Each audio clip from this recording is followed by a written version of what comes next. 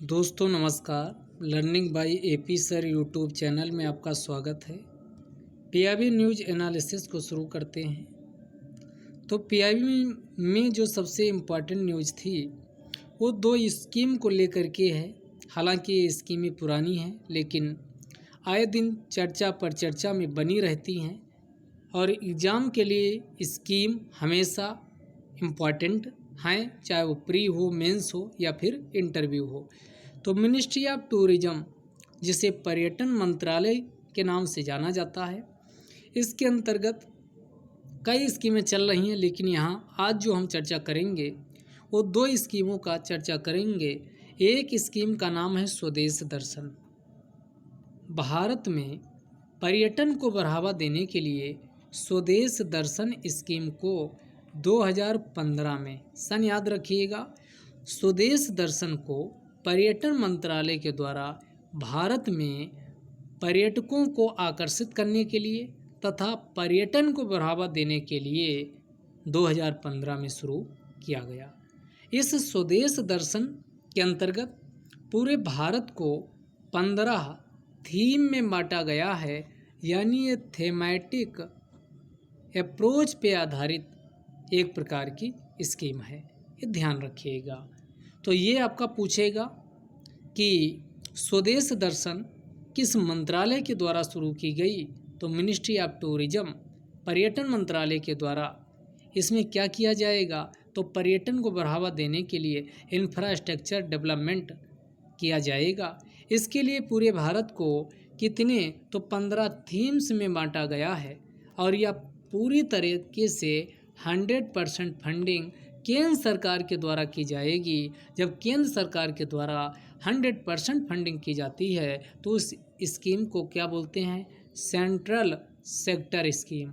अगर आपका स्टेटमेंट लिख दिया जाए कि स्वदेश दर्शन एक सेंट्रल सेक्टर स्कीम है तो ये गलत नहीं होगा। तो ये पहली स्कीम आपकी कंप्लीट हुई, स्वदेश दर्शन।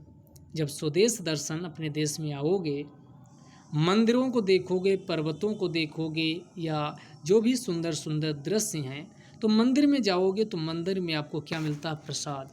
तो अगली स्कीम जो पर्यटन मंत्रालय की है, तो आप ऐसे कोरिलेशन करके याद रखिए ताकि आप एग्जाम में कंफ्यूज नहीं होगे। जब स्वदेश दर्शन करोगे तो स्वदेश दर्शन में मंदिर के भी दर्शन होंगे और जब मंदिर के दर्शन होंगे तो मंदिर में भारत का प्रसाद बहुत क्या है, फेमस है। तो अगली जो स्कीम है ये कौन सी है, प्रसाद स्कीम है।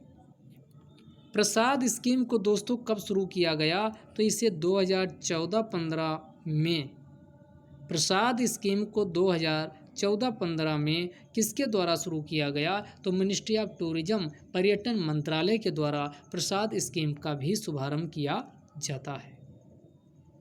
अब प्रसाद स्कीम की पहले फुल फॉर्म जान लीजिए कि प्रसाद की फुल फॉर्म क्या होती है। तो अगर ये प्रसाद आप लिखते हो तो इसकी कुछ ना कुछ फुल फॉर्म जरूर होगी।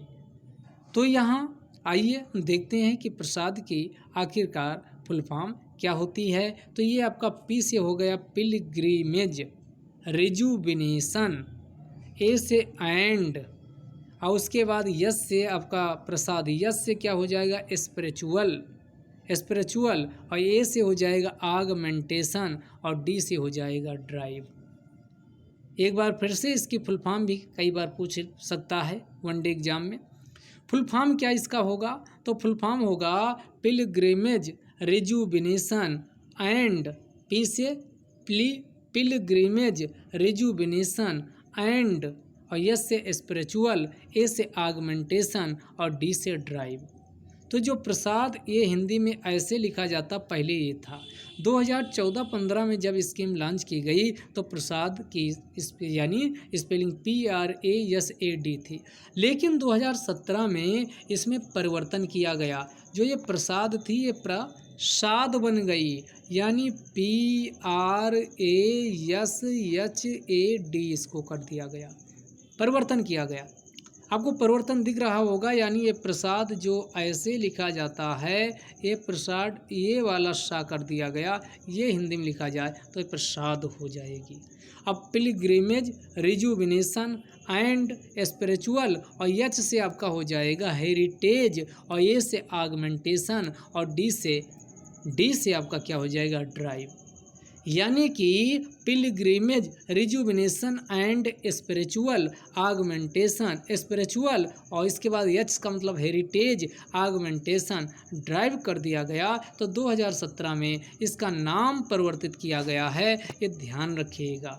तो ये दोनों स्कीम चर्चा में थी, हमने यहाँ कब लॉन्च किया, उसका उद्देश्य क्या है। तो अगर प्रसाद स्कीम का उद्देश्य पूछा जाए तो यहाँ लिखा है कि यह इंटीग्रेटेड डेवलपमेंट को बढ़ावा देती है। आइडेंटिफाइड पिलग्रिमेज, जो भी आइडेंटिफाइड पिलग्रिमेज तीर्थ स्थल को आइडेंटिफाई किया जाएगा, एंड हेरिटेज और विरासत युक्त डेस्टिनेशन स्थल इज अंडरटेकन, यानी इस स्कीम के अंतर्गत आइडेंटिफाइड पिलग्रिमेज तीर्थ स्थल व विरासत, भारत की जो समृद्ध व विविध विरासत है, चाहे वो सांस्कृतिक हो चाहे वो भौगोलिक हो, इन सांस्कृतिक विरासत को प्रमोट करने का, कंजर्व करने का इसमें कोशिश की जाएगी। तो एक प्रकार का इंटीग्रेटेड डेवलपमेंट है यह किसका, identified pilgrimage and heritage destination का। तो ये ध्यान रखिएगा। अब आइए अगली जो न्यूज है, ये हालांकि पीछे भी डिस्कस किए, इसमें फिर से चर्चा में आया तो हमने इसको एक बार फिर से उठा लिया। तो इसमें ministry of labour and employment, इसको हिंदी में श्रम एवं रोजगार मंत्रालय के नाम से जानते हैं। श्रम एवं रोजगार मंत्रालय ने एनआईसी के साथ मिलकर, एनआईसी की फुल फॉर्म क्या, नेशनल इंफॉर्मेटिक्स सेंटर के नाम से जाना जाता है। तो एनआईसी के साथ मिल करके एक पोर्टल लॉन्च किया, क्योंकि भारत में कितने, एक दो नहीं 38 करोड़ श्रमिक असंगठित क्षेत्र में हैं। इनका कोई डेटा राष्ट्रीय स्तर पे नहीं अवेलेबल है, तो इनका रजिस्ट्रेशन ऑनलाइन कराया जा सके, और जो असंगठित मजदूर हैं, श्रमिक हैं, या असंगठित क्षेत्र में जो मजदूर कामगार लगे हैं, वो ऑनलाइन रजिस्ट्रेशन कर सकें, उनका एक डेटाबेस तैयार हो सके राष्ट्रीय स्तर पे। उसी को सुनिश्चित करने के लिए ministry of labour and employment, यानी कि श्रम व रोजगार मंत्रालय के द्वारा एनआईसी के साथ मिलकर जो पोर्टल लॉन्च किया गया, वो यहाँ आपका लिखा हुआ है। इस पोर्टल का नाम है ई श्रम पोर्टल। क्या नाम है, ई श्रम पोर्टल, जिसके अंतर्गत कितने 38 करोड़ मजदूरों कामगारों, जिसमें कई प्रकार के कामगार हैं, जैसे आपका जो स्ट्रीट वेंडर्स हैं उसको भी शामिल किया गया, सब्जी बेचने वाले, हाकर्स, जितने भी असंगठित क्षेत्र के मजदूर हैं, कामगार हैं, श्रमिक हैं, उनका ऑनलाइन रजिस्ट्रेशन हो इत्यादि को सुनिश्चित करने के लिए इसे लॉन्च किया गया है। यहाँ देखो आपको लिखा भी होगा कि श्रम portal for creating a national database, इससे राष्ट्रीय स्तर पर डेटाबेस तैयार किया जाएगा। आप अनऑर्गेनाइज्ड सेक्टर, असंगठित क्षेत्र का वर्कर्स के, यानी जो श्रमिक हैं उनका ये तैयार किया जाएगा। Ministry of labour and employment, श्रमिक और रोजगार मंत्रालय, इन टेक्निकल कोलैबोरेशन विद एनआईसी के साथ तकनीकी सहायता लेते हुए इस श्रम पोर्टल का डेवलपमेंट किया गया है for online registration of organised sector. तो ये आपका पूछा जा सकता है। अगली जो न्यूज है ये किस मंत्रालय को लेकर के है, तो एक आपका है मोफपी और एक है मौसपी। दोनों अलग अलग है, मोफपी और मौसपी। ये ध्यान दीजिएगा, शॉर्टकट में हम बोलते हैं तो आप कई बार देखते रहोगे तो मंत्रालय भी याद हो जाएगा। Ministry of Statistics and Programme Implementation को मौसपी बोलते हैं, जिसके अंतर्गत सीएसओ व एनएसओ आता है। ये हमने पीछे डिस्कस किया था। आज जो इसमें डिस्कस करने जा रहे हैं वो मौफपी है। आप कहोगे ये कौन सा है, तो ministry of food processing industry, इसकी फुल फॉर्म क्या है, ministry of food processing industry के नाम से इसे जाना जाता है। इस मिनिस्ट्री ऑफ फूड प्रोसेसिंग के द्वारा एक फूड प्रोसेसिंग वीक, यानी खाद्य प्रसंस्करण सप्ताह का आयोजन किया जा रहा है। तो पूछ लेगा कि ये आयोजन कौन कर रहा? तो MOPFI के द्वारा, ministry of food processing industry के द्वारा किया जा रहा। कब से कब? तो ये 6 सितंबर से लेकर के 12 सितंबर 2021 के बीच इसका आयोजन किया जा रहा है। ये डेट याद रखिएगा, 5 सितंबर को आपको पता है शिक्षक दिवस मनाया जाता, उसके अगले ही दिन यानी 6 सितंबर से लेकर के और 12 सितंबर 2021 तक फूड प्रोसेसिंग सप्ताह के रूप में इसका आयोजन किया जा रहा है। तो ये ऐसे टाइप के क्वेश्चन अब आपके एग्जाम में पूछे जा सकते हैं। अगली जो न्यूज़ है उसकी बात कर लेते हैं। ये आपके 2+2 डायलॉग से है। तो ये मेंस में, PCS मेंस में भी इस बार आया था कि ये 2+2 डायलॉग आपका है क्या? तो ये दो देशों के बीच जो उच्च स्तर का वार्तालाप होता है उसी को क्या कहा जाता? सामरिक मुद्दों पर उसी को 2+2 डायलॉग कहा जाता है। इसमें क्या शामिल होते हैं? जैसे मान लेते हैं एक तरफ भारत है और दूसरी तरफ अभी जो हुआ है ऑस्ट्रेलिया है। तो इसमें 2 मंत्री या सचिव, तो भारत का जो विदेश मंत्री या कहें रक्षा मंत्री, तो ये 2 विदेश और रक्षा मंत्री भारत की तरफ से होगा। इसी प्रकार ऑस्ट्रेलिया की तरफ से भी विदेशी व रक्षा मंत्री, या फिर भारत की तरफ से इसमें मंत्री के अलावा विदेश सचिव व रक्षा सचिव भी हो सकता है। इसी प्रकार ऑस्ट्रेलिया की तरफ से भी विदेश सचिव व रक्षा सचिव भी हो सकता है। इस प्रकार आप कह सकते हो कि जो 2+2 डायलॉग है या विदेश 2 देशों के बीच विदेश मंत्रियों व रक्षा मंत्रियों या विदेश सचिवों व रक्षा सचिवों के बीच होने वाला एक सामरिक मुद्दों पर एक वार्तालाप होता है।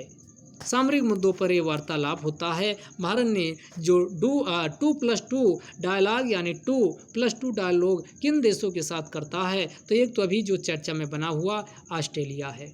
कौन सा देश है? ऑस्ट्रेलिया है। इसके अलावा 2+2 डायलॉग इंडिया ने और किसके साथ किया है? तो अमेरिका है।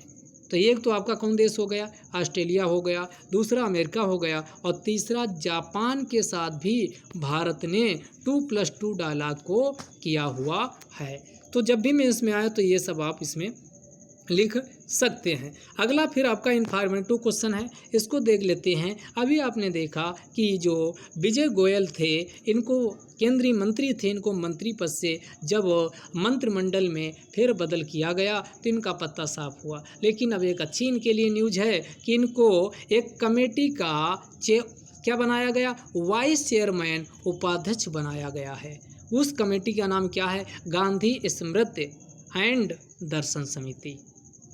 गांधी स्मृति एंड दर्शन समिति असल में कहाँ स्थित है? तो ये दिल्ली यानी दिल्ली में ये स्थित है। तो जो गांधी स्मृति व दर्शन समिति है उसका उपाध्यक्ष किसको बना दिया गया? तो अभी हाल ही में विजय गोयल को बनाया गया है। तो यहाँ हम देख सकते हो, former union minister Shri Vijay Goel took charge yesterday as vice chairman. क्या बने हैं? ये चेयरमैन नहीं बने, ये वाइस चेयरमैन बने हैं। Vice chairman of Gandhi Smriti and Darshan Samiti.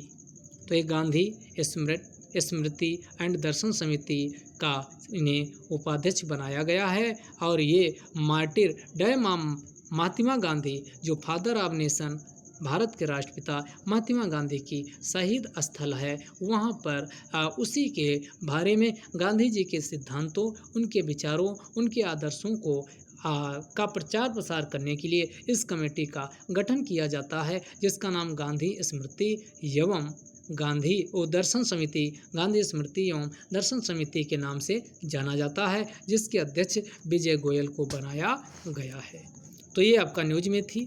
तो आज का डिस्कशन यहीं समाप्त करते हैं। अगले वीडियो में फिर मिलेंगे, तब तक के लिए जय हिंद, जय भारत।